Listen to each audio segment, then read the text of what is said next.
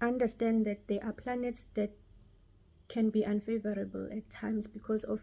the way they are positioned in your birth chart, and because of the movements, because planets are moving as well, because everything is energy and nothing is standing still. So as they move and they interact and they conjunct with one another, they affect us because we are also energy beings. So dealing with your problems the way you want to deal with it is your personal choice, and if it works for you, it's all good and well, it is fine. But as long as you know that if I'm going to deal with my problems with the traditional ancestral way of doing things, I need to go down to a root cause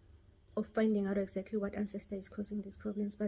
But if you are going to deal with it from an astrological point of view, even then you have to go down to a root cause and find out the planetary placements and find out what planets are opposing one another or are conjuncting, what angles are there in my planetary placement at the moment, hence I'm experiencing this problem.